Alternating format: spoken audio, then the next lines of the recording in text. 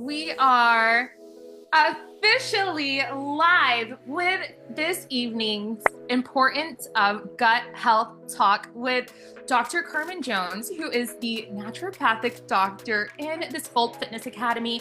And she is so amazing. I cannot wait for you to meet her in just a few moments.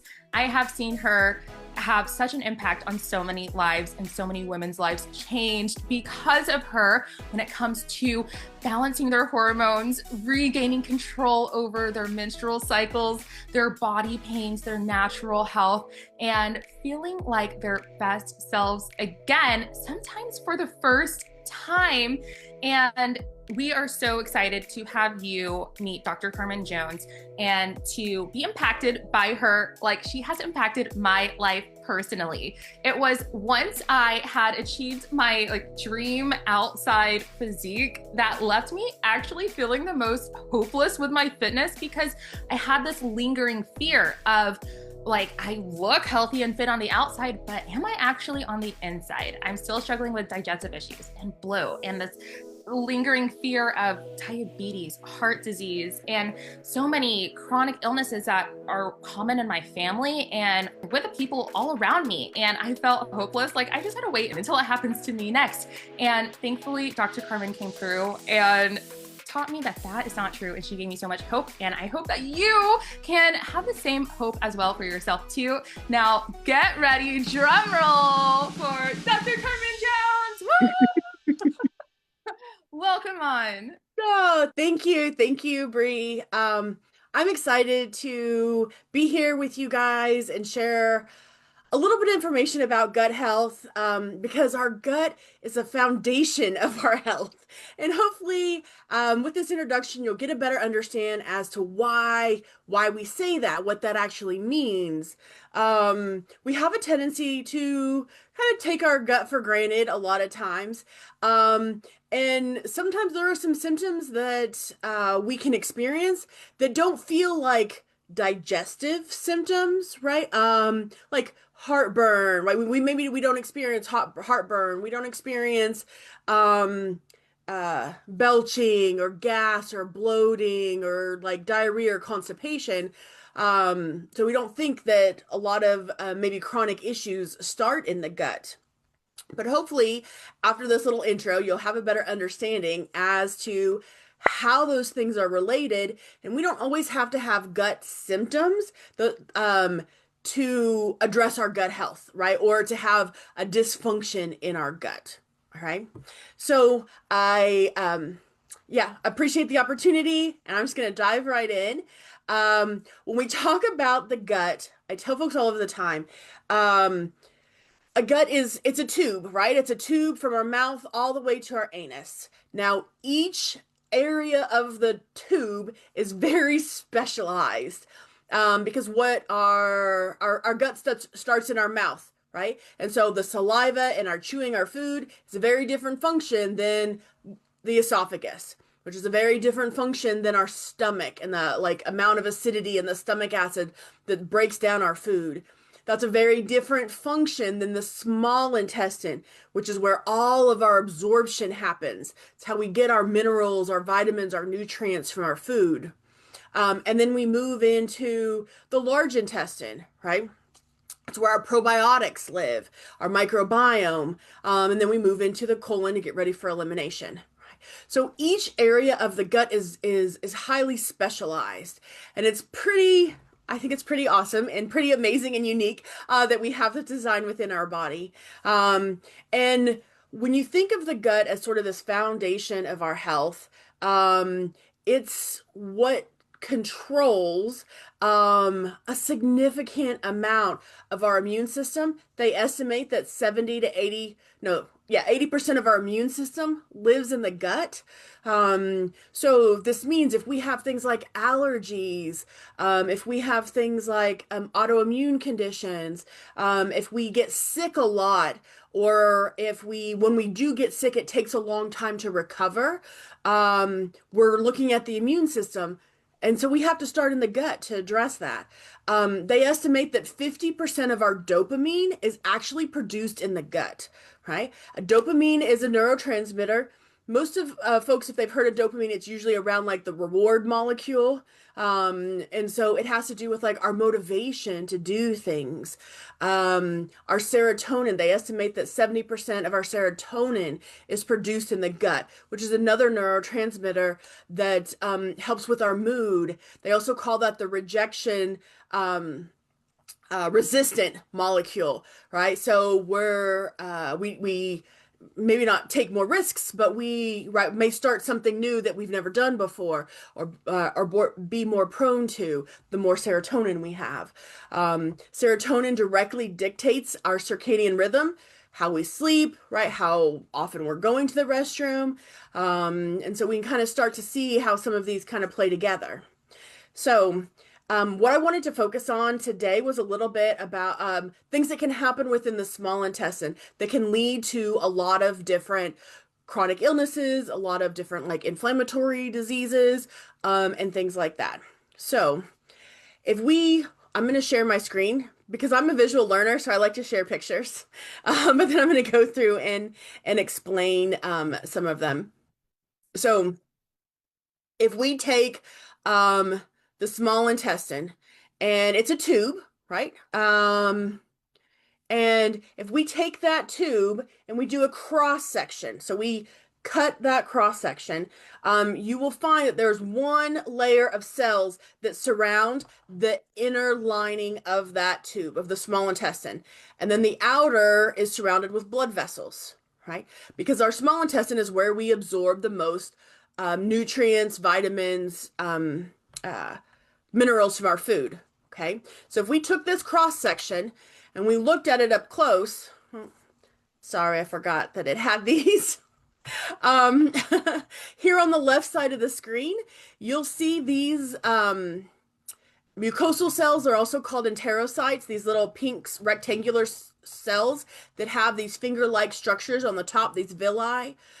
This is what a healthy gut looks like on the left, where you have these three rectangular cells that are standing side by side like little soldiers, shoulder to shoulder. And they have these things called tight junctions intact. Okay. Now, what's supposed to happen? We eat our broccoli, right? Our broccoli gets broken down into the stomach, it gets into the small intestine, and it's in small, almost unrecognizable pieces of broccoli. But what's supposed to happen is it comes in contact with these villi, these finger-like structures. Then it gets filtered in this mucosal cell. All right. And then that is what extracts the B vitamins, the magnesium, the zinc from your broccoli. That's what gets into the bloodstream. And then your bloodstream takes those minerals and those B vitamins to our organs, to our muscles, right, for regeneration, for repair. Okay. That's how it's supposed to happen. Now, what can happen is that we get these damage to these enterocytes or these mucosal cells. And then, so they shrink and then we lose these tight junctions. So then, that broccoli that's going through the digestive tract, instead of it getting filtered through these villi, well, now it has direct access to the bloodstream, right? If you remember, this is where 80% of our immune system lives. And so if our immune system is active in this bloodstream and it's looking for things that are foreign, it's not going to see B vitamins and magnesium. It's going to see these like small pieces of broccoli and it says, hey, this shouldn't be here. So then our body mounts this immune response because it doesn't recognize we shouldn't have broccoli in the bloodstream, right? Or proteins of the broccoli.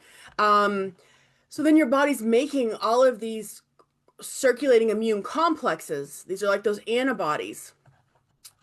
This is where we get food sensitivities, right? So this is why people get allergies or food sensitivities to things that can be healthy, like lettuce and asparagus, right? Radishes, broccoli, pineapple, is because we're eating those foods, but your immune system is already been triggered. So then all of those circulating immune complexes are now in the bloodstream.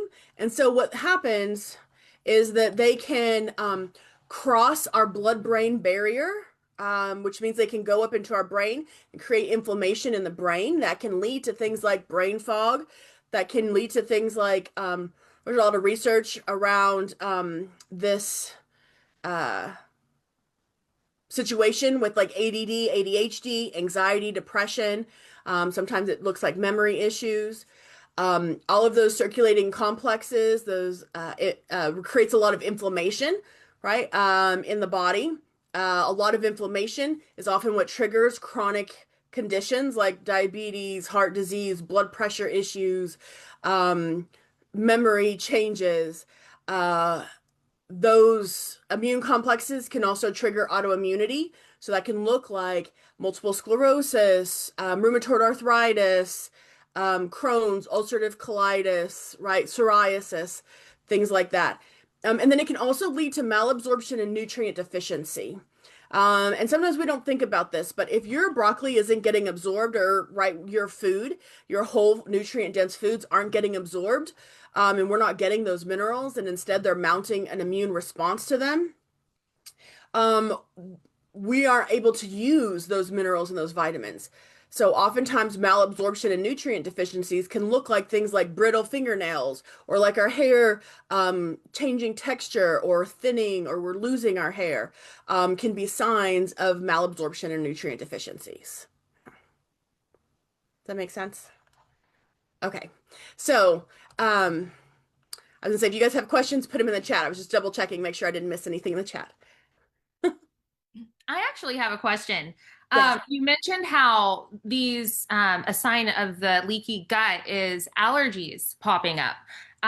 Is there a way to reverse allergies or these chronic symptoms once you've healed the gut, or are you just always allergic to all these foods? Or are you always going to be like, if you're having the chronic arthritis or whatever, are you always just going to have that, or can you reverse it with this, or just put it into remission?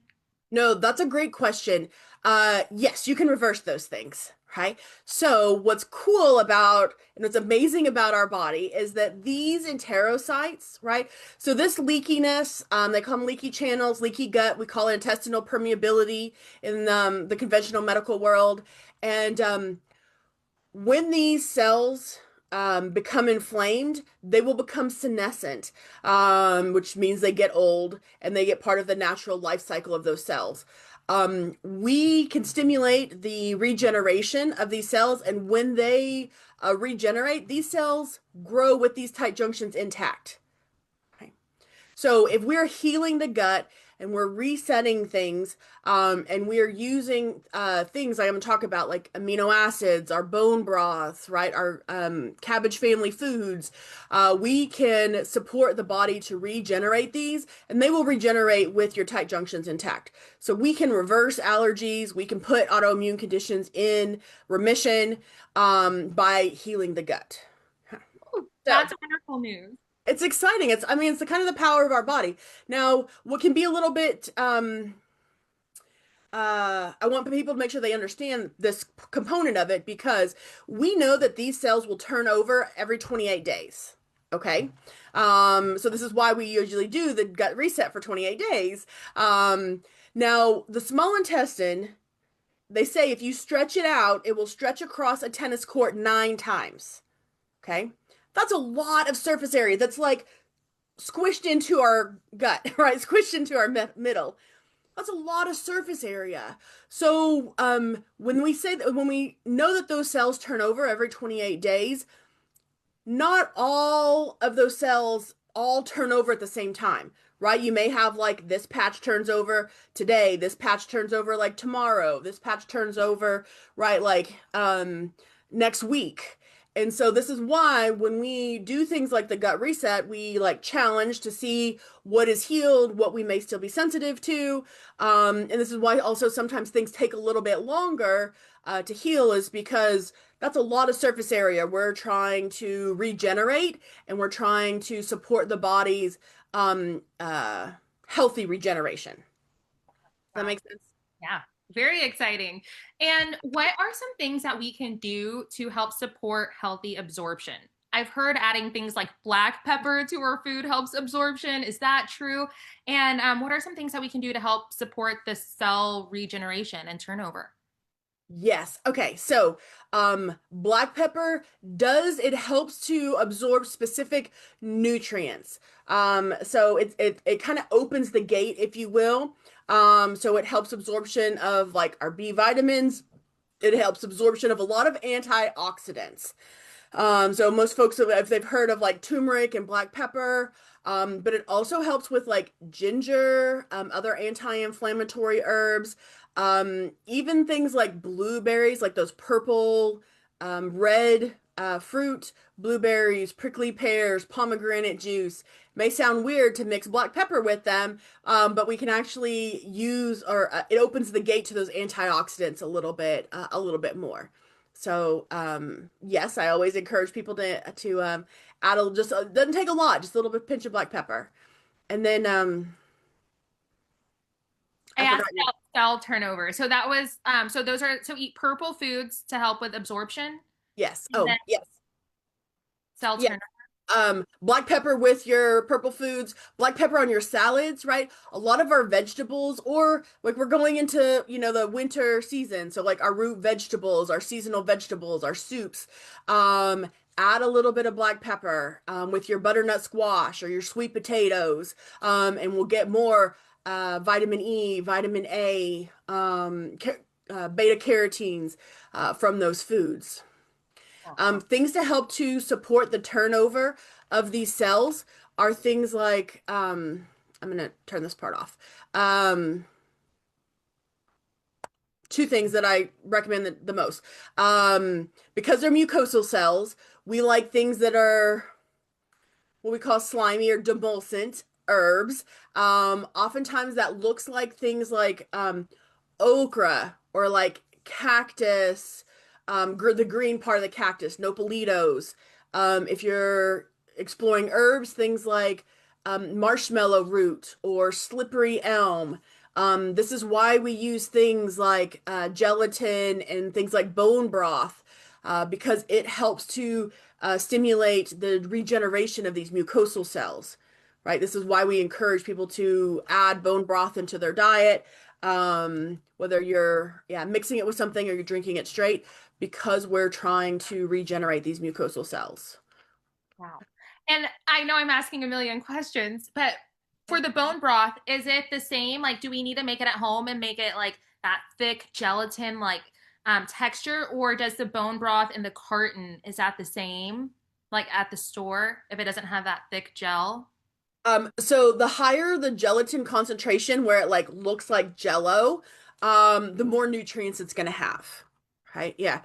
So if you have the opportunity to make it at home, I'm always gonna encourage to try to make it at home.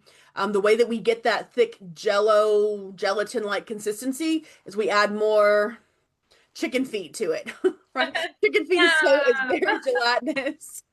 It sounds weird, but the more chicken feet that you add to your bone broth, the more collagen, the more cartilage, is in there, and so that not only helps with our gut health, but also helps with our joints as well.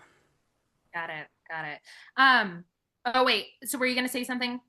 The other thing I wanted to add, to help to stimulate the regeneration of these mucosal cells is something that an amino acid called glutamine. So there's a lot of research around glutamine and how, if we provide more glutamine for the body, we can actually stimulate these cells to regenerate faster. So that because sometimes what happens is when those cells get senescent or older, they just take up space. And so we need them to actually turn over and regenerate, so that they get recycled. So glutamine is found in cabbage family foods, cabbage, cauliflower, broccoli, kale, bok choy, Brussels sprouts, right? All of these foods are in season right now, in our going into our winter and our early, spring. They're also very easy to grow at home. Sometimes even if you grew them in a windowsill, you don't actually have to put them outside if it's too cold where you're at. But cabbage family foods, that cruciferous family of foods is very high in glutamine naturally. And so it doesn't matter whether that is a raw or cooked, in Chinese medicine, our gut usually prefers more warm foods. So I encourage people to like, steam the cabbage soup, roasted Brussels sprouts, things like that, instead of eating your broccoli and your cabbage raw. Yeah. But Right. technically, you'll get the glutamine in both forms. Yeah. And before we move on, did you mention any other way to help increase the absorption of our food other than black pepper?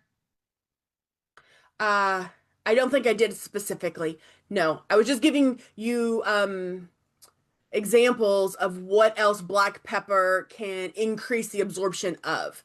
When you partner it with other antioxidants, or we call polyphenols, you can actually increase the absorption of those as well. Okay. Is there anything else we should be eating to help support better absorption?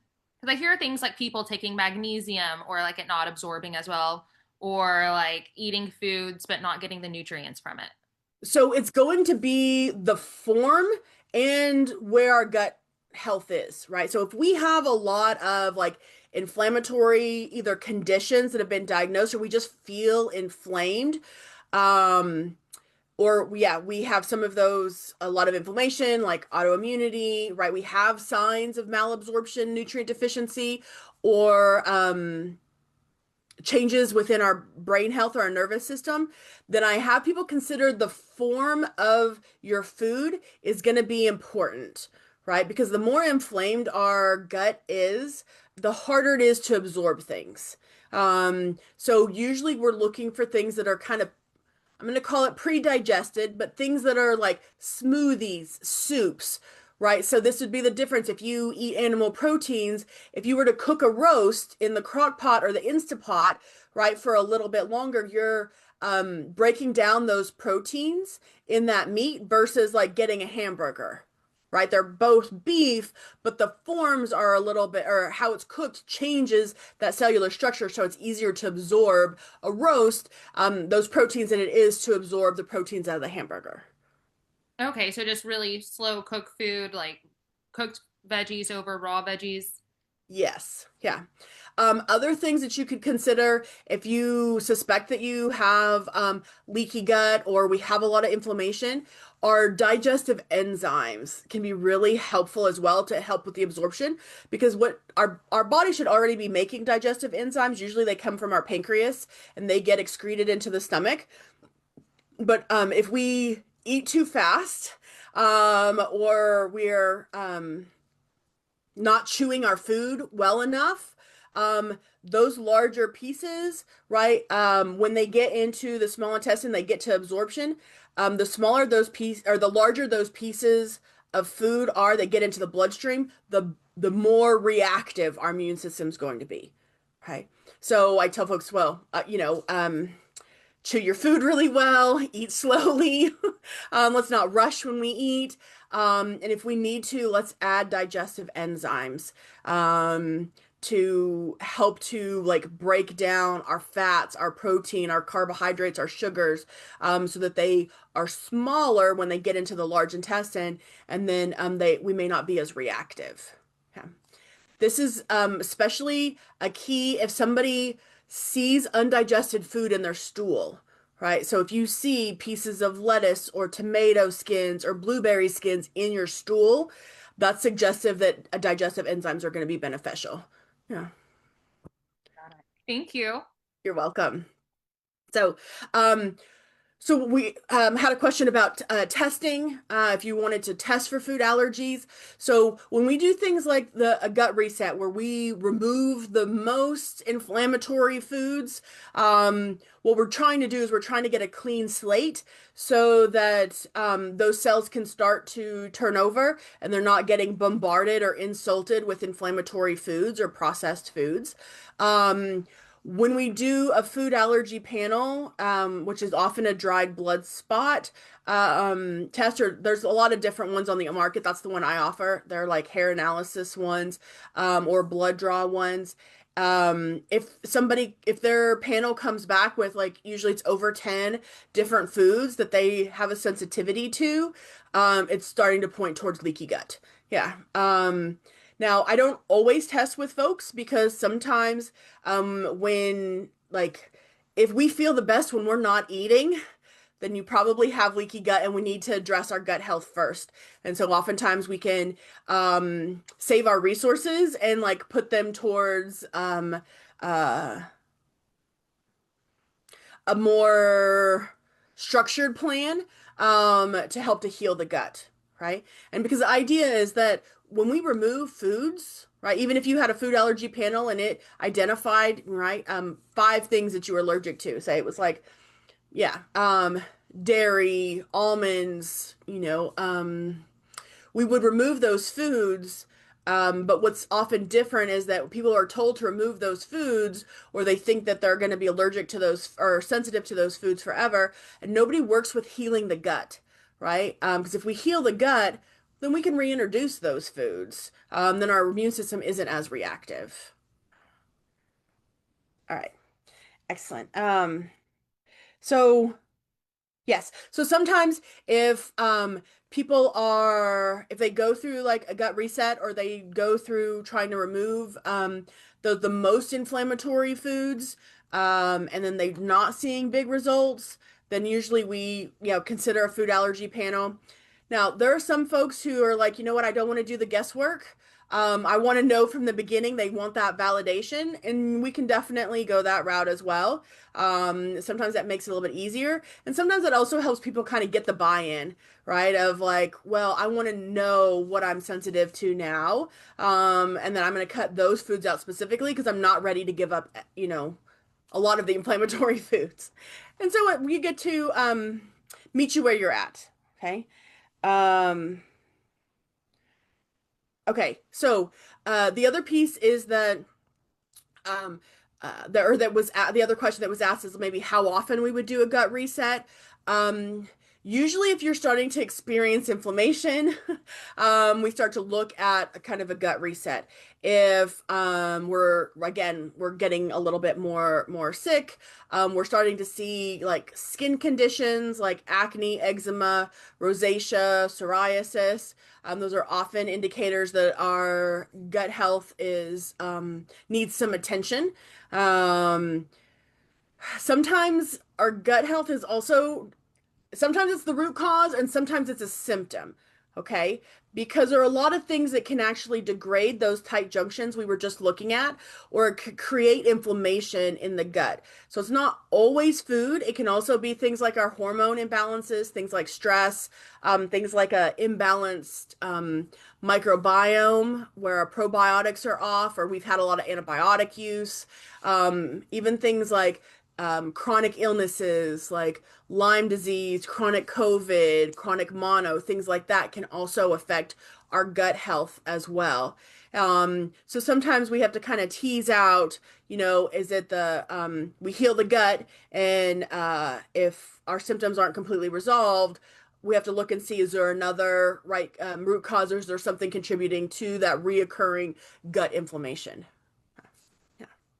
Now, I would encourage folks like, especially, like if you've had a period of indulgence, especially like around the holidays, to give our gut a little bit of a break, right? And that's where sometimes moving to like really nutrient dense, nutritious, like soups and I like soups because it's winter, but like soups and smoothies can be really helpful, or juices can be really helpful. So sometimes that like gut reset doesn't have to be a whole 28 days, but something just to try to help so that you're not completely continuing to kind of insult things and creating more inflammation. Yes, excellent. Okay, so I'm trying to make sure that I hit all our questions. Okay, so I want to make sure that I address the autoimmunity component just a little bit more. Because again, usually if autoimmunity, allergies, right, I can kind of lump these together. And sometimes this is like environmental allergies, and sometimes this is like food allergies or like anaphylaxis food allergies. Those are all an overreaction of the immune system. Right. So when I work with folks with our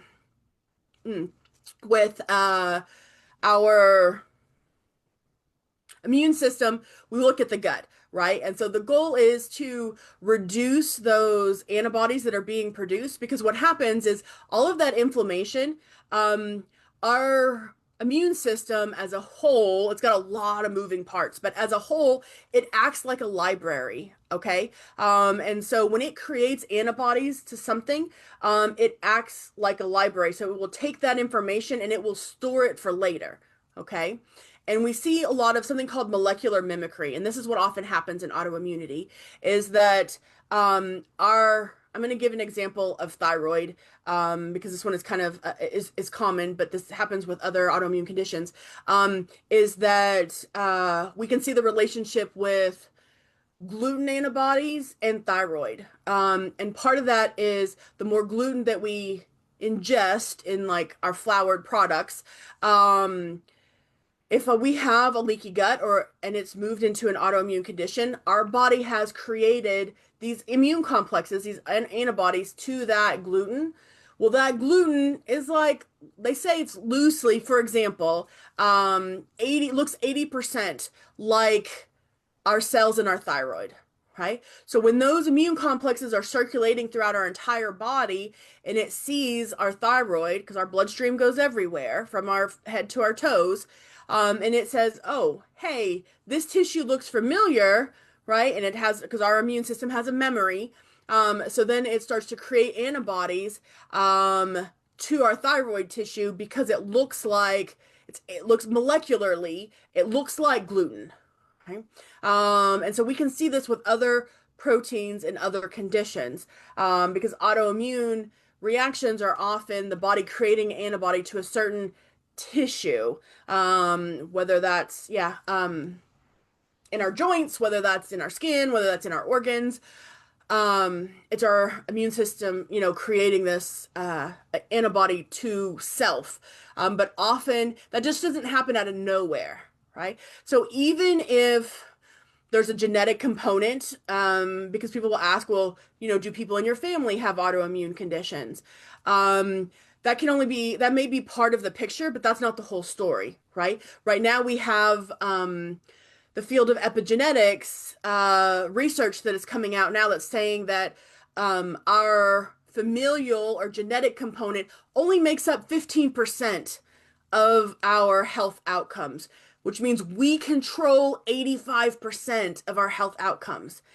We control that with lifestyle. We control that with what we eat. We control that with how we eat. We control that with our mindset, right? Those are the lifestyle factors that turn on and off those genes. So, as your example before, just because things run in our family doesn't mean that that has to be our story, right?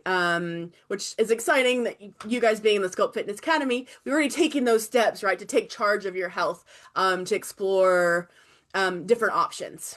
So, yay. Okay, I hope that helps. And then let's see. Oh, our gut axis. Okay, so there's a couple of things out there now that's called the gut brain axis. And there's actually several books that are written about the gut brain axis. And um it was originally termed the gut brain axis because when they started looking at research and they started looking at the body, what they found was there are more sensory inputs from the gut than the rest of our body, right? So, for example, I touch this cup, right? My sense of touch touches this cup. It sends signals to my brain that says this cup is hot, right? And then I put the cup down.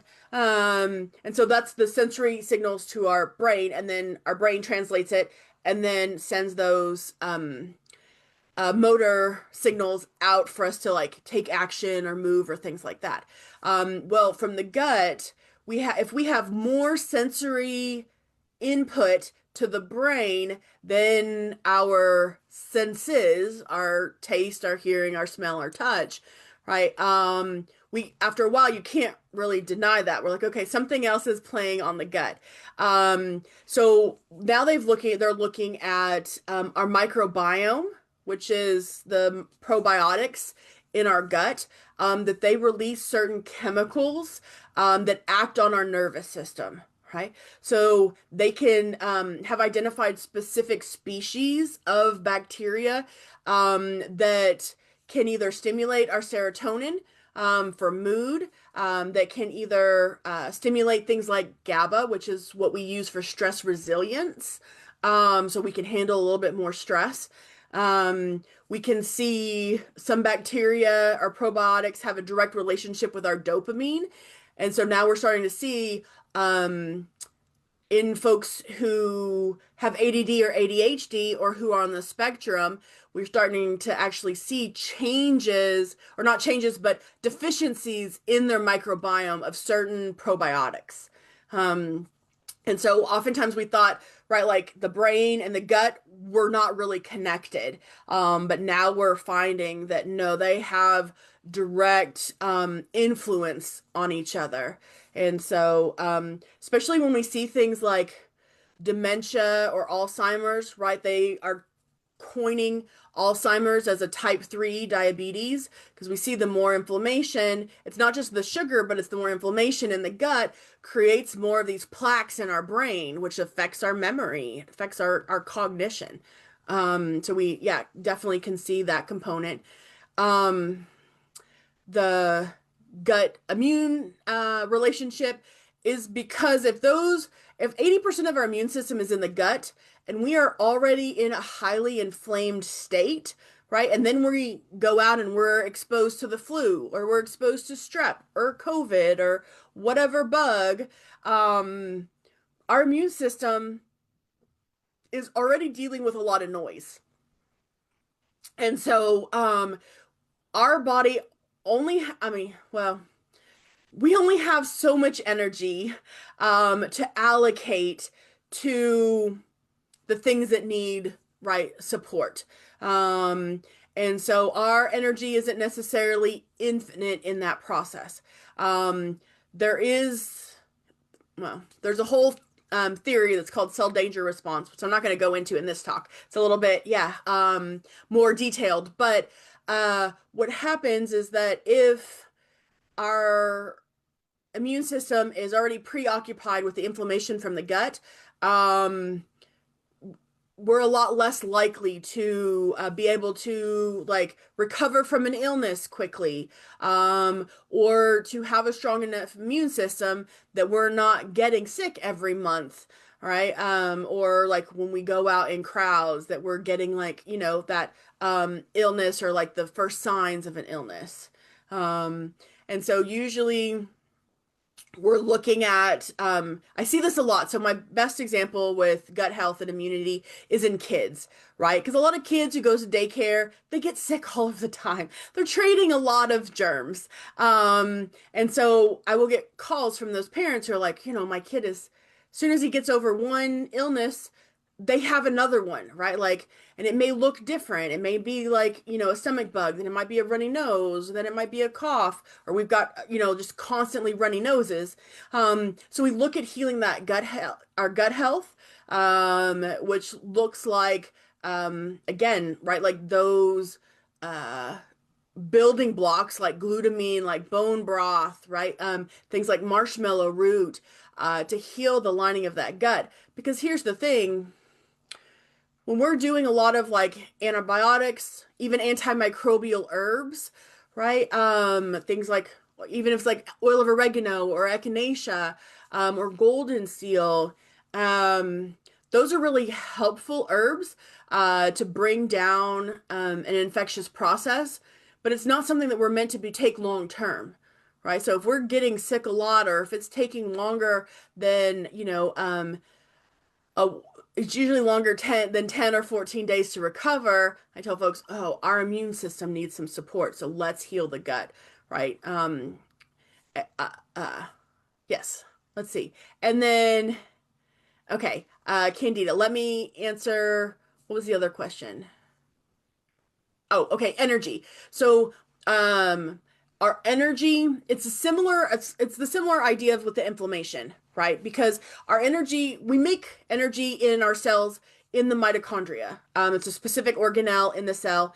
We call it the powerhouse, as often when we were taught it in like I don't know, eighth grade science. We were taught it was the powerhouse. And it is because it makes ATP, so it makes cellular energy.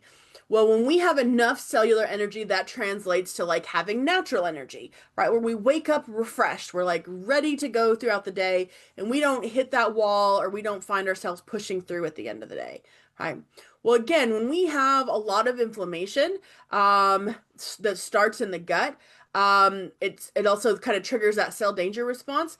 So then our body is less likely, it's trying to conserve energy, right? It's trying to conserve energy because it wants to keep things going. But what happens is it creates this place of like of being unsafe for those cells because there's not enough nutrients available, right? It's just like if you were to have a garden and it didn't get enough water, right? The soil wasn't very good. Those seedlings might sprout a little bit, but they may not grow. They may not, thrive. So the same thing happens with our cells is if the conditions aren't, um, if the conditions aren't promoting that cell health and cell regeneration, we don't have a lot of energy, excess energy. So it doesn't translate to like energy in our entire body. Because our cells are actually in survival mode. So we have to address that as well. Yeah. So if we're feeling sluggish or like brain fog, is that kind of the symptoms that we're going to experience saying like, hey, we might want to like Yes. focus on our gut health? Yeah, things like brain fog, things like fatigue, things like joint stiffness or achiness is usually, yeah, we see. Sometimes it turns into headaches. Sometimes it's like dizziness for folks. But those are the types of symptoms that we're often looking at is like that combination. Yeah. And then candida related to inflammation. So yes, so candida is a yeast, right? And when we talk about our microbiome and those probiotics, we all naturally have some form of yeast in our body. The trick is we want those yeasts to be under control, right? They shouldn't be like growing rampant in our body. When they start growing uncontrollably, that's what a candida overgrowth looks like, or a systemic candida. Systemic means that it's not just in our gut, it's everywhere. When we have symptoms like thrush, we have things like jock itch, things like fingernail or toenail fungus, right? If we have yeast rashes on the skin, which usually we see in moist areas in the groin or under our breast or under our arms, those are signs of systemic candida, which all started in the gut. And that's because the conditions solely based on our food that we ingest promote that yeast to grow versus our beneficial probiotics, right? And this is where we like look at what have we been feeding our gut microbiome? Have we been feeding them high fiber prebiotic foods, right? Vegetables, things that soluble and insoluble fibers in our vegetables, or our beans or legumes, or have we been feeding our microbiome maybe more processed foods like simple sugars, simple carbohydrates that will have a tendency to feed more of the yeast and what we call the pathogenic bacteria, which do not promote our health. And so we've got to work on rebalancing that microbiome because we can see our microbiome also releases those chemicals to strengthen those tight junctions that we were looking at in the small intestine. And so we do see that relationship is that if we have a dysbiotic or an imbalanced microbiome, that those we don't have that extra support for those tight junctions to maintain a healthy lining of the gut. Yeah. So excellent. All right. So that's how those kind of things are related. Um, let's see. I think I'm just double checking my list to see if I covered. Okay, we talked about how the gut brain axis. So that's associated with like our anxiety, depression. We talked about the thyroid relationship. Um, so you can also have, when you brought up candida, we can also have changes in our mouth microbiome. So sometimes we can have candida overgrowth like thrush, but sometimes also periorodontal disease. Yeah, like receding gums, cavities. Those are a sign of a imbalanced microbiome, right? So those are a symptom of dysbiosis, or we don't have the right microbiome in our mouth. So again, gut starts in the mouth, right? And goes all the way through. So we can see changes with that. Um, the other thing, what did I want to say? Okay, we talked about the immune system, weakened immune system, frequent colds, autoimmune diseases, and food sensitivities. Um, so hopefully that relationship makes sense. And then, oh, okay. So I did talk about where you don't always have to have digestion issues to not rule out the gut component and its role in our foundation of our health.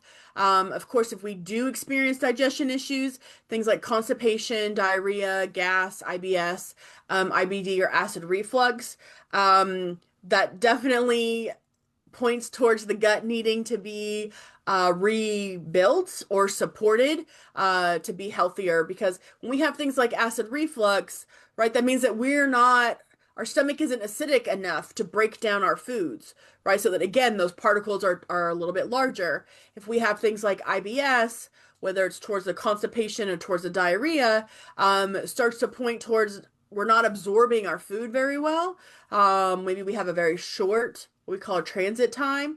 Or if we don't have IBS, but maybe we do have a tendency towards like constipation or diarrhea, can be a sign of like a microbiome imbalance where we don't have the right probiotics living in that area to support our health.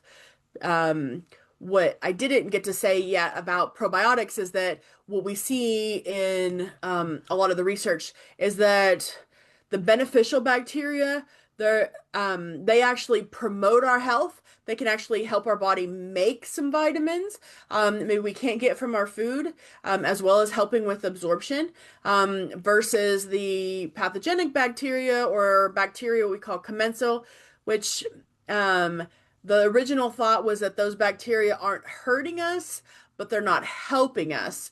But now what we're finding, especially the research that came out around COVID, is that there's a lot of bacteria that I call them squatters. They're taking up space, these commensal bacteria. And when they get higher amount of populations, in small amounts, they maybe weren't detrimental to our health. But in larger populations, we're seeing people are more susceptible to disease, to chronic illness, right? Those folks didn't have the immune support to fight back against, right, COVID well, a lot of the variants in COVID is what the research was around. But recognizing that that could also be a component of our gut health and our overall health, is that those probiotics play a significant role. Yeah. I believe I've heard you say before that anything that ends with an itis is a symptom of inflammation. Is that true? That's correct. Yeah. So in Latin, yeah, itis is essentially the inflammation of. So like gastritis, the inflammation of the stomach. Thyroiditis is the inflammation of the thyroid. Arthritis is the inflammation of joints, right? Yes. So if we have anything with an itis, do a gut reset, basically. Start there. Yes.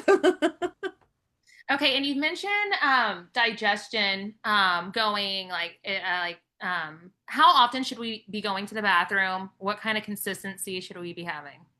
Okay, great question. So I tell folks I ask a lot of poop questions, all right? Because our bowel movements is a very good window or insight to how well our gut is working. So the reflex that everybody has, we see this in babies. You can also see this in like pets and dogs. When we eat, we should be eliminating. Okay. So if you eat one meal a day, we need at least one bowel movement. If you're eating 3 meals a day, we need to be having at least 2 to 3 bowel movements. Okay. Now, what's the bowel movement should be well formed, right? Usually when we say well formed, it looks like that ribbon or that rope consistency. We usually don't want our stool floating. If it's floating, sometimes it has a lot of fat in it. We're not digesting fat well. We usually want our stool to be a medium brown, right? A medium brown. We don't want it too light. If it starts to turn a light color or a tan, our gallbladder's not online fully. If it becomes too dark, like a really dark brown, it means it's been in our gut for too long, right? Now, sometimes people will say, oh, if they are not used to having regular bowel movements and then they start having a bowel movement every day or two every day, they'll see like the changes in the color, right? They'll see like, oh, it's got brown, some dark and some medium brown. And well, the darker the stool, usually it's the longer it's been in our gut, okay? And the challenge is that when we have stool that is sitting in the gut for a long time, um, it ferments, right? And it's creating toxicity in the gut. Yeah, which gets into the bloodstream and causes systemic issues. So usually I tell folks if you want to test what your transit time is, which is how long it takes for you to digest food, corn is the easiest test for that, right? Because we don't break down the cellulose or the cell wall of the corn. So that means that usually when you ingest it, it kind of looks the same coming out. Now we can break down the starches in the corn, but usually the whole kernel will still look the same coming out. So then you track, right? Say like, oh, I had corn yesterday for lunch. Well, it should come out the following day around lunchtime, maybe a little bit, yeah, earlier. Usually the transit time is like 18 to 24 hours. Yeah. So we can get an idea of like how long our transit time is. Yeah. And the buildup of those toxins can look like estrogen dominance or Yes, so it can look like things like acne, look like estrogen or hormone imbalances. So we can see things like painful periods, prolonged periods. Either we're bleeding more than once in a month, or we're having spotting between periods, or irregular periods. Sometimes it looks like really painful, maybe not periods, but maybe painful ovulation. Um, it can look like pretty intense PMS. Sometimes people have pretty significant mood shifts with PMS, and sometimes that can also be related to a toxicity overload. And so we eliminate for a reason, right? Like our body, that's how our body gets rid of waste and gets rid of those toxins. So we don't really want them hanging out in the gut. Our body is excellent at recycling because it takes less energy to recycle than it is to make new. And so when things sit in the gut, what will happen is that it will recycle it back into the bloodstream instead of actually eliminating it. And so this is why, like, we talk about different fibers, we talk about those nutrient dense foods to help to move things out of the bowels. Yeah. wow. Thank you so much. I personally have one more question. And it's like, what would you say is the most important thing to start with first? Would it be addressing the prebiotics and the probiotics, or focusing on the basics like chewing your food, getting enough sleep, managing stress? Where would you have someone start first if, or like improving their sleep? If they're needing some relief, of course, we want everyone to do the gut reset, preferably in the Sculpt Fitness Academy or with us. And so, but what are some other things that people could get started with like right now? Yes.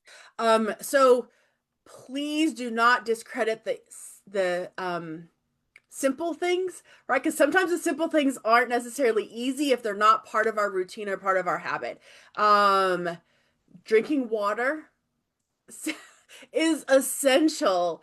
Especially, so not, I mean, for the entire body, right? If our cells are dehydrated, there we go. If your cells are dehydrated, they're still in that cell danger response and things are not safe, right? It's not safe for your cells to make energy to regenerate. So water is always at the top of the list, right? Our body naturally is usually 60 to 70% water. They estimate that over 50% of the population is dehydrated. We don't have to be thirsty to be dehydrated, right? By the time we feel thirsty, we're already 30% dehydrated. And then it takes up more to catch up, right? The other thing is, remember those intestinal cells we were looking at? They're mucosal cells, which means they secrete mucus, right? Small amounts of mucus so that it helps to move the food through that small intestine, right, that stretches out 9 times across a tennis court. If we are dehydrated, things do not move easily, right? Not just in the bowels, but even through the small intestine. So we need water, right? Or hydrating, yeah, liquids. Yes, sleep. Sleep is when our body repairs and regenerates, right? So if we're talking about repairing the gut and growing those new intestinal cells, that happens at night. That happens when we're sleeping. And so I also get picky about sleep because we may sleep 8 hours, but if that sleep isn't regenerative or restorative sleep, if we're not hitting stage 4 or that deep REM sleep, if we're not dreaming at night, or we're not waking refreshed in the morning without drinking coffee, then we're not getting good quality sleep. And then it's very hard for our body to repair and regenerate, right? So working on these things are things that, yeah, we can all start to incorporate, just being aware of and like taking steps to specifically address them, is going to be whole body, right? Like helpful for our whole body, not just our gut health, but is also essential, for our gut health as well. Yeah. As far as gut health goes, usually I start with, the water. And we start with, yeah, if our gut starts with the mouth, right, it's a little bit of that mindful eating, right? Making sure that we chew our food, making sure that we're not in a rush, and making sure that we're giving our stomach time to produce those enzymes and the stomach acid, right? So this one is not a popular recommendation, or not a, I think I want to say that way. Is not a enjoyed by most, but adding bitters is so beneficial for our gut. This isn't common with Americans, and we've moved away from a bitter diet.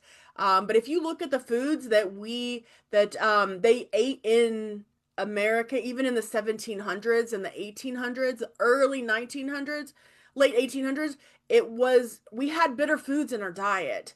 And then we moved to this, like, we want sweeter foods. So, it may be a little bit different at the beginning, but I'm going to encourage you to try it. The more bitter foods we incorporate, it helps our body make digestive enzymes. It helps make that hydrochloric acid. It actually stimulates the small intestine, so it moves food through the gut more efficiently with bitters. So we're talking about bitter foods like grapefruit, arugula.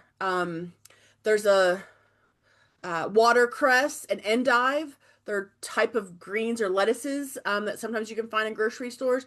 They're a little on the bitter side. Now, a little bit of bitter food goes a long way. Things like bitter melon. You can actually find like digestive bitters in a dropper at health food stores nowadays. And it just takes a little bit. But incorporating bitter foods or bitters with your meals will help your digestion significantly. Huh. So some easy things to start incorporating, and just starting to paying attention to our gut, right? Sometimes we have a tendency to not just take our gut for granted, but we have a tendency to ignore a lot of things. Um, I tell folks if they suspect like food sensitivities or food allergies, sometimes even like keeping a food diary of like what they ate and then start paying attention to how they feel in their body physically, how we feel emotionally, right? And then how often we're having bowel movements. Because oftentimes when we have a reaction to food, it can be anywhere within 10 minutes to 48 hours, right? So sometimes we might notice some symptoms occurring, or like we're getting a rash, or like we have more pain in our joints, and we're like, oh, right. Sometimes we just like it's just a part of our daily routine. But sometimes if we pay attention to what we ate yesterday or 48 hours ago, we can start to create connections. So then we have an idea of what we can reduce while we're healing the gut, right? So it's kind of that's our goals. Awesome. Thank you so much. I do want to share for anyone watching the hashtag replay or who's here, if you want the list of like all of the common symptoms and what the gut reset does when it comes to like common illnesses and conditions that it heals. And if you want to know more specifically about like, is this connected? Send me a message and I will get you those pages from Dr. Carmen's Gut Reset that just shows like how does a gut reset help you and common symptoms that are actually inflammation. Yeah, that's all the questions I have. Does anyone else have any questions? Do you have any final words or words of encouragement, things you want to share, Dr. Carmen? Um, I just wanted to reiterate, right, the healing power of our body, right? That this unique, amazing design, that that's been created for us is that we know the entire body, right, can regenerate, and it wants to be in a healing and repairing process. I see this all of the time. And I like to always debunk those myths because oftentimes in conventional medicine, they don't tell us that those cells regenerate every 28 days, specifically in the gut. They other cells have other timelines, but we don't always have to cut out something forever, right? Like if a allergy has been identified, or even you suspect something, it's not just about a matter of removing it, it's also a matter of working to heal the gut, so that you can reintroduce those things at a later time, right? Our gut is always changing. The terrain of our body is always changing, right? And so looking at a gut reset, or working to address your symptoms or your diagnoses, right? We're moving towards a healthier journey. So, excellent. Thank you. Awesome. Well, thank you so much, Dr. Carmen. We appreciate you so much. And we hope everyone has a wonderful rest of your day. Thank you. Excellent. Thank you.